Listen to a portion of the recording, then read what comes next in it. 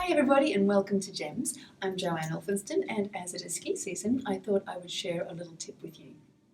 Now, I've been having conversations with skiers in my clinic, and we've been talking a lot about feeling the snow. Now, when I say that, I mean feeling the different qualities as your ski passes over the snow. So, for example, when you hit an icy patch, or how does that feel different to a powdery feeling or a slushy feeling? And also, the fine changes in the surface underneath your ski, and how quickly you can feel that and respond to it. Now, sometimes someone will say to me, well, how can you expect me to feel the snow?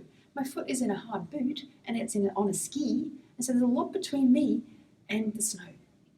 Now, I know that does sound logical, but it's not actually how it is.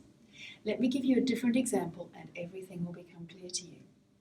Imagine you're sitting at your dinner table holding your knife and your fork.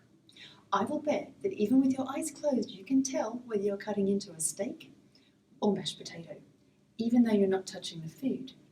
And that's because the brain is extraordinary and it can extend your sensory perception to include the things that you're touching.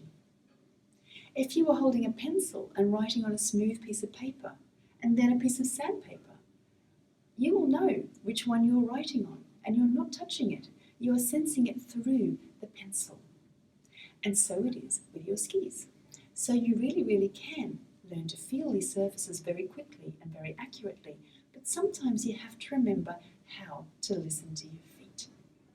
So let's do a little warm-up to just reconnect you so that they're talking to you and you know how to listen to them. You're going to start off taking your weight onto your left foot, and we're going to be working on our right foot.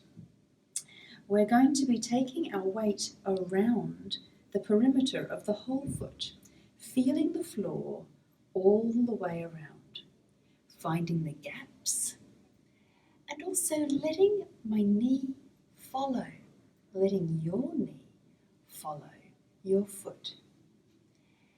And now, if you've got the hang of your knee following your foot, if you put your hand on your thigh, you'll realize that actually your whole leg is moving all the way up to the hip. And if you let your whole leg move, the rest of your body can stay still.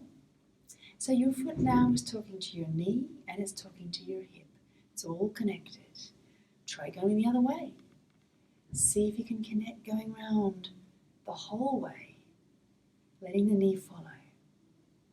And when you've done a couple of circuits of those, I'm going to get you to just take your weight across the surface of the foot, from the inside towards the outside, and back again, and see if you can find every square millimeter as you make your way across. Once you've done that a couple of times, you're going to take your weight onto your right foot. Now we're going to do the same thing with the left. So let's make our way around the whole foot, letting the knee follow as you go. Find as much foot as you can to contact the floor with. And then pop your hand on your thigh and feel how the whole leg is actually moving, all the way up to your hip joint. And yet, your body can stay still, even though all of this movement is possible.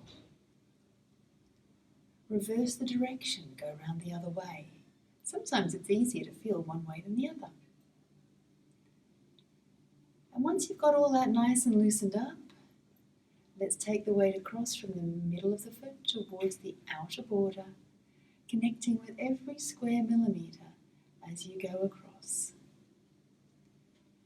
Feeling underneath the pads of your feet, feeling as you go across, letting your leg follow along and noticing your body isn't moving, just your leg.